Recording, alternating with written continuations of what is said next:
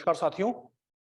जैसा कि आप जानते हैं, कल रण की भेरी बज चुकी थी, बिगुल बज चुका है और यूपीएससी ने सिविल सर्विस 2023 का अपना नोटिफिकेशन निकाल दिया है। कुल 1105 पोस्ट हैं। जी हां, 1105। उम्मीद से बहुत ज्यादा आई हैं पोस्ट। जम के तैयारी करिए। 21 फरवरी आखिरी डेट है जब आप फॉर्म जमा करने की। तो उम्मीद करता हूं पहले से ही फॉर्म जमा करिए। और जो एग्जाम की डेट है वो आपके 28 मई 2023। ओके, आप लोग इस तारीख को, ये डी डे है, इस तारीख में आप लोग काफी पहले से लगे हुए हैं। इस तारीख को आपका प्रीलिम्स होगा, पहली परीक्षा, प्रारंभिक परीक्षा, फर्स्ट स्टेज। ये पहला गेट है जिसका खोलना, जिसका पार करना नितांत आवश्यक है। It is absolutely compulsory to qualify the prelims. तब आप प्रधान परीक्षा की ओर जा पाएंगे। तो मैं निशित सक्सेना आप सभी को बहुत बहुत शुभकामनाएं, बेस्ट विशेस देता हूं 28 मई 2023 के एग्जाम के लिए। जितनी जल्दी हो सके उतनी जल्दी फॉर्म भरें। आज मेरा यहां पे आपके समक्ष आने का जो पर्पस है वो मैं इसलिए आया हूं कि नोटिफिकेशन आ चुका है। कल से बहुत सारे फोन आ रहे हैं हमारे पास, और इससे पहले भी आते रहते थे कि 2023 का जो प्रीलिम्स है, क्योंकि अब इस समय जो प्रीलिम्स का एक डर जो चला है, प्रीलिम्स का जो हवा चला है, प्रीलिम्स का जो फोबिया चला है, वो बहुत मार्केट में है। मेरे ही अपने कुछ स्टूडेंट्स कहते हैं कि सर प्रीलिम्स हो जाए तो मेंस निकाल लेंगे। मेंस की तैयारी तो पूरी है, हमने टेस्ट सीरीज भी लिखी हुई है, हमने आंसर राइटिंग प्रैक्टिस भी खूब की है, अब प्री ही नहीं निकल रहा है सर। हम हिंदू भी पढ़ते हैं, हम योजना भी पढ़ते हैं, हम कुरुक्षेत्र भी पढ़ते हैं, हम इंडियन एक्सप्रेस भी पढ़ते हैं, पर फिर भी प्रीलिम्स नहीं निकल रहा है। हाँ, हम मानते हैं कि पिछले 4-5 सालों से प्रीलिम्स, यूपीएससी प्रीलिम्स ने अपना स्टैंडर्ड थोड़ा ज्यादा बढ़ाया है। ओके, थोड़ा करंट अफेयर्स पे ज्यादा फोकस किया है। तो आज मैं संक्षिप्त में 2022 के प्रीलिम्स के पेपर को देखते हुए आपके 2023 के प्रीलिम्स प्रारंभिक परीक्षा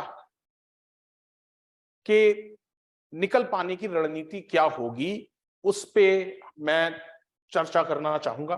ओके, इसको हमने एक तरीके से दिया है यूपीएससी सीएससी लक्ष्य। ओके, 2023 इस लक्ष्य को भेदना है। ओके, यहां पे इस चीज में आपको निकालना है, प्रीलिम्स निकालना है, तभी तो आप मेंस में आ पाएंगे। तो इससे सबसे पहले आपको यह देखना पड़ेगा कि प्रीलिम्स की रणनीति क्या होनी चाहिए। प्रीलिम्स किस रणनीति के तहत निकलेगा, क्या स्ट्रेटेजी होनी चाहिए। बहुत ध्यान से सुनिएगा क्लास, क्योंकि ये चीज जो मैं आपको दिखाऊंगा, ये मैं आपको बाकायदा क्वेश्चन के हिसाब से दिखाऊंगा, बताऊंगा कि किस तरीके से आप अपनी रणनीति को बनाएं। और ये 2023 के ही लिए नहीं प्रीलिम्स की बात कर रहा हूं, ये क्लास में आपको 2000, आप में से जो लोग 2024 या 2025 की भी तैयारी कर रहे हैं उनके लिए भी ये रणनीति बहुत लाभकारी होगी। क्योंकि हम उस तरीके से देखते नहीं है। अभ्यर्थी क्या करता है, जो बाजार में, जो आपके सराउंडिंग्स में जो उनके पीयर ग्रुप है, जो उनका फ्रेंड सर्किल है, जो एस्पिरेंट्स का ग्रुप है, उनके कहने के अनुसार एक भेड़ चाल चलती रहती है। पर स्ट्रेटेजी, रणनीति थोड़ी सी अलग होती। अगर आपने प्रीलिम्स के ऊपर गौर किया होगा, आपने आईएएस के प्रीलिम्स प्रारंभिक परीक्षा पे गौर किया होगा, तो आईएएस का प्रारंभिक परीक्षा में 2 तरीके के क्वेश्चन आते हैं। एक जिसे हम कहते हैं स्टैटिक जीएस से क्वेश्चन आते हैं, एक आता है स्टैटिक जीएस, और एक आता है डायनेमिक जीएस। अब ये स्टैटिक जीएस के अंतर्गत क्या आते हैं? स्टैटिक जीएस के अंतर्गत आते हैं आपके हिस्ट्री, हिस्ट्री मतलब ancient India, medieval India, modern India, प्राचीन भारत, मध्यकालीन भारत, आधुनिक भारत। पॉलिटी, राज्य व्यवस्था। देन आपके इकोनॉमी, इकोनॉमी में ध्यान रखिएगा इकोनॉमी के करंट अफेयर्स के क्वेश्चन डायनेमिक जीएस के, पर इकोनॉमी के जो ट्रेडिशनल है जैसे जीडीपी के बारे में पूछेगा, ओके, इकोनॉमी के कॉन्सेप्ट पूछ लेगा, वो पूछ लेगा कि रोलिंग प्लान किसने, रोलिंग प्लान का कॉन्सेप्ट कौन लेकर के आए, निम्न कथनों पे ध्यान दीजिए, पंचवर्षीय योजना के बारे में पूछ लेगा, ओके, आईएमएफ या वर्ल्ड बैंक के बारे में पूछ लेगा, ओके, फिस्कल डेफिसिट के कॉन्सेप्ट पूछ लेगा, वेज एंड मींस के एडवांस कॉन्सेप्ट पूछ लेगा। तो मतलब ये इकोनॉमी आपके, ये स्टैटिक जीएस, ये बदलेगी तो नहीं ना, ये एक जैसी रहेगी, ओके। देन आपके जनरल साइंस, जनरल साइंस, वैसे जनरल साइंस का धीरे धीरे जो थोड़ा साइंस एंड टेक की ओर झुक रहा है, पर जनरल साइंस के भी एक दो क्वेश्चन रहते हैं। ज्योग्राफी,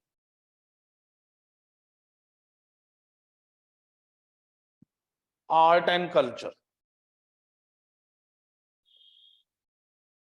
तो ये जो एरिया है ये आपका स्टैटिक जीएस है। और आपका जो डायनेमिक जीएस में क्या आता है in general, science and tech, विज्ञान प्रौद्योगिकी, क्योंकि साइंस एंड टेक के ट्रेडिशनल क्वेश्चन थोड़े कम पूछे जाते हैं। साइंस एंड टेक से वो जो करंट अफेयर बेस्ड है, जो आपके जो साइंस एंड टेक में, विज्ञान प्रौद्योगिकी में जो प्रगति हो रही है, उससे जो करंट अफेयर्स के इवेंट्स हैं उसमें ज्यादा क्वेश्चंस बनते हैं, और उनमें से कई बार एनालिटिकल क्वेश्चन ज्यादा बन जाते हैं। दूसरा आ जाता है साइंस एंड टेक के बाद जो आपका आ जाता है, वो आपका आ जाता है इन्वायरमेंट। बड़ा इंपॉर्टेंट है, मान के चलिए 25 क्वेश्चन तो इन्वायरमेंट के रहते ही हैं, 22 से 25 क्वेश्चन तो इन्वायरमेंट के ही रहते हैं। मतलब 100 में से, आईएएस के प्रीलिम्स में से 100 में से 22 से 25 क्वेश्चन इन्वायरमेंट के ही हैं, ओके। तो आपको ये भी हम बता दें, जिनको जो पहली बार दे रहे हैं, आपको 100 क्वेश्चन में से, मतलब सोचिए 22 से 25 क्वेश्चन आपके इन्वायरमेंट के, इन्वायरमेंट को आप छोड़ नहीं सकते, पर ये डायनेमिक जीएस का पार्ट है, मतलब ये करंट अफेयर्स बेस पे ज्यादा पूछा जाता है, ओके। फिर आपके थोड़ा बहुत जो टॉपिक आता है वो आपके आता है इंटरनेशनल रिलेशन, आईआर की जो गतिविधियां, ओके। कहने को वैसे ये पॉलिटी से रिलेटेड टॉपिक है, बट आईआर में जो भारत देश जो आपके अंतरराष्ट्रीय रूप में से उभर रहा है, या भारत देश से संबंधित, या कोई भी जो करंट अफेयर से संबंधित कोई देश, रशिया यूक्रेन के बारे में के ऊपर आपके प्रारंभिक परीक्षा में क्वेश्चन बन जाएगा। कुछ अंतरराष्ट्रीय जो घटनाएं ऐसी घटित होती हैं जो कि जो पूरे विश्व का ध्यान खींचती हैं, वो इंटरनेशनल रिलेशंस में आ जाता है। तो मेरा आपको बताने का पर्पस क्या है, क्लास डायनेमिक जीएस जो होती है वो क्लास करंट अफेयर्स बेस्ड होती है भाई। डायनेमिक जीएस जो होती है वो करंट अफेयर बेस्ड होती है, पर स्टैटिक जीएस आपकी जान बचाती है। अगर आपकी स्टैटिक जीएस सुदृढ़ है, सॉलिड है, उसका रिवीजन बहुत बढ़िया है, तो मान के चलिए आप सेफ जोन में खेल रहे हो। यहां पे मैंने अमूमन जो मेरे अपना 1 दशक से ज्यादा का जो मेरा अध्यापन का मैंने किया है, अध्यापन का काम किया, कार्य किया है, उसमें मैंने एक चीज देखी है, अमूमन जो बच्चे जो फेल होते हैं प्रीलिम्स में, प्रारंभिक परीक्षा में नहीं निकाल पा रहे हैं, उनकी स्टैटिक जीएस कमजोर होती है। वो कमजोर स्टैटिक जीएस के होते हुए डायनेमिक जीएस के एरिया में कवर करना चाहते हैं। अब हो सकता है आपको इस चीज में कुछ ऐतराज हो, ओके, तो हम आपको 2022 का प्रारंभिक परीक्षा का पेपर लेकर के आए, मतलब किस किस एरिया में कौन कौन सी चीजें आए, ओके। अब जैसे पहला जो सेक्शन है उसमें पॉलिटी, अंतरराष्ट्रीय संबंध, इंटरनेशनल रिलेशन और गवर्नेंस। तो 2022 में आपके राज्य व्यवस्था,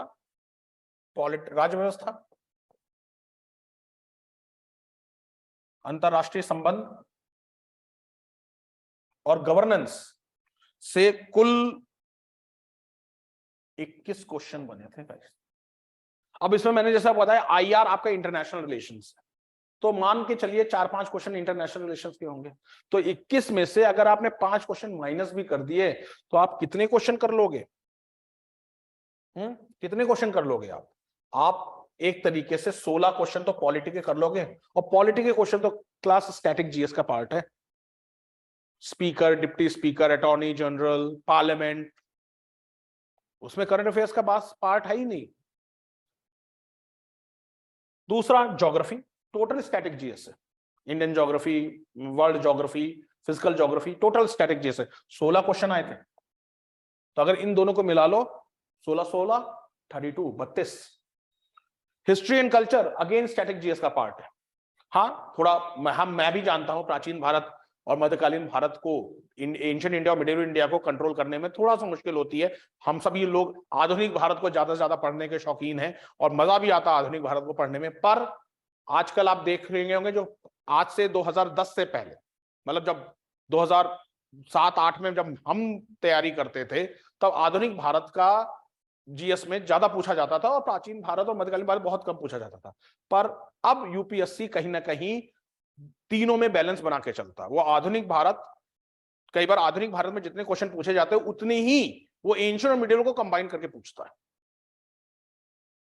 तो अब ये क्वेश्चन तो बदल नहीं सकते ना, ये एक जैसे ही। अगर आपकी स्टैटिक जीएस सॉलिड है तो आप इन क्वेश्चन को आसानी से कर सकते हो। तो 16 question history, ancient India, medieval India, modern India और प्लस आर्ट एंड कल्चर से 3-4 क्वेश्चन बनते हैं।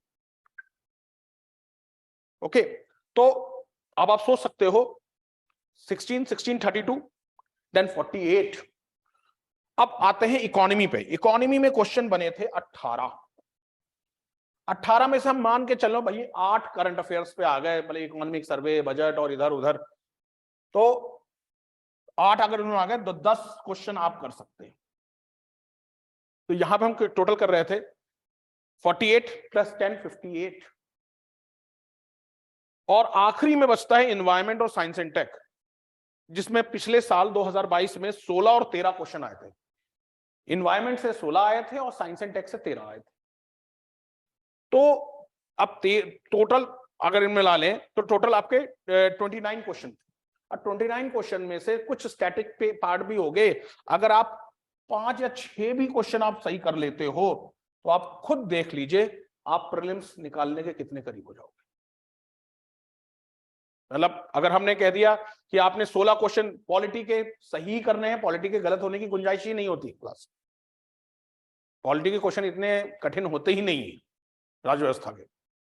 हिस्ट्री, हाँ मानते हैं एंशिएंट मिडिवल में आपको थोड़े से क्वेश्चन टेढ़े होंगे, डीप होंगे, तो उसके लिए आपको रिवीजन की जरूरत है, स्टैटिक जीएस। क्योंकि करंट अफेयर्स डायनेमिक जीएस का पार्ट है। करंट अफेयर्स को कंट्रोल कर पाना थोड़ा सा सभी के लिए चैलेंजिंग है, क्योंकि यूपीएससी कथन अनुसार क्वेश्चन पूछता है। हो सकता है आप 2 कथन को जानते हो, तीसरा कथन नहीं जानते हो, तो दिक्कत हो जाएगी। क्वेश्चन को कैसे करेंगे, फिर तुक्के मैच शुरू हो जाएगा। पर स्टैटिक जीएस में जो जीएस है वो वही रहेगी, और बुरे से बुरे हाल में कम से कम 55 से 60 क्वेश्चन तो स्टैटिक जीएस के रहते ही रहते हैं। तो अगर आपकी स्टैटिक जीएस सॉलिड है, स्टैटिक जीएस पे पकड़ है, स्टैटिक जीएस पे कंट्रोल है, स्टैटिक जीएस का जबरदस्त रिवीजन है, तो प्रारंभिक परीक्षा का पहला गेट आपके लिए मुश्किल नहीं है।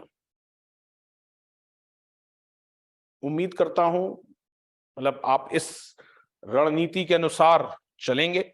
ओके, और जो मैंने आपको बताया है वो चीज आप करेंगे और स्टैटिक जीएस को थोड़ा सा ज्यादा सॉलिड करेंगे। अब स्टैटिक जीएस को सॉलिड किस तरीके से करना है, टेस्ट सीरीज, आपको टेस्ट पेपर ज्यादा से ज्यादा सॉल्व करने हैं। मैं ये नहीं कह रहा कि टेस्ट सीरीज करनी है, पर टेस्ट पेपर ज्यादा से ज्यादा सॉल्व करने हैं। जो क्वेश्चन गलत हो रहे हैं देखिए गलत क्यों हो रहे हैं, सीधे आंसर पे मत जाइए, पूरा पेपर सॉल्व करिए, फिर देखिए गलत क्यों हो रहे हैं, और जो सही है, जो आपका गलत है, और जो 3 ऑप्शन सही है जो सही बता रहा है वो क्यों सही है और आपका क्यों गलत है। थोड़ा समय लगेगा, पर अभी समय है आपके पास। अभी आज 2 फरवरी है, आपके पास पूरा फरवरी है, मार्च है, अप्रैल है और करीब करीब पूरा मई है।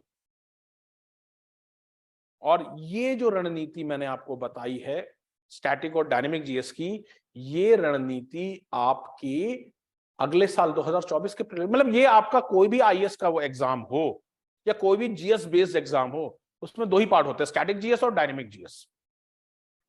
अब डायनेमिक जीएस में ऐसा नहीं होगा कोई भी एग्जामिनेशन बॉडी कि वो 100 में से 70 क्वेश्चन वो डायनेमिक जीएस के पूछ लेगा। अब हिस्ट्री तो स्टैटिक जीएस की पार्ट रहेगी, पॉलिटी तो स्टैटिक जीएस की पार्ट रहेगी। तो स्टैटिक जीएस और डायनेमिक जीएस के अंतर को समझिए। स्टैटिक जीएस बदल नहीं सकती है, डायनेमिक जीएस पल पल बदलती रहती है। तो आप खुद सोचिए, जो चीज पल पल बदलती रहती है उस पे कंट्रोल करना आसान रहता है, उस पे पकड़ बनाना आसान रहता है, या जो एक जैसी रहती है उस पे पकड़ बनाना। रिवीजन करिए, बार बार रिवीजन करिए, टेस्ट पेपर सॉल्व करिए। एटलस को देखिए, 2-3 क्वेश्चन एटलस से भी होंगे। तो उम्मीद करता हूं कि आपको ये बात मेरी कुछ समझ में आई होगी, या आप इस मेरी जो बात सलाह से फायदा उठाएंगे और इस लक्ष्य को भेदने में सफल होंगे। हमारी संस्थान की ओर से, मेरी ओर से मैं यही चाहूंगा कि जो हर आईएएस एस्पिरेंट है वो इस लक्ष्य को भेदने में सफल हो, वो एक आईएएस बने, आईपीएस बने। बट आईएएस आईपीएस आप तभी बनेंगे जब आपका प्रारंभिक परीक्षा प्रीलिम्स क्वालिफाई होगा। प्रीलिम्स में 5-6 लाख लोग फॉर्म भरते हैं, उनमें से 4-4.5 लोग बैठते हैं, और क्वालिफाई कितने होते हैं? 12,000 11,000, बाकी सब आउट। सही रणनीति, सही तैयारी, लगातार तैयारी, डेडिकेशन, डिसिप्लिन और डिलीजेंसी और desire to be the best, यकीन मानिए आप आईएएस निश्चित रूप से बनेंगे। सिविल सर्विस एग्जाम 2023 आपका ही है और आप इस एग्जाम को निश्चित रूप में सफल होंगे, निश्चित रूप से आप इस एग्जाम में सफल होंगे। यही मेरी आप लोगों को शुभकामनाएं हैं। नमस्कार।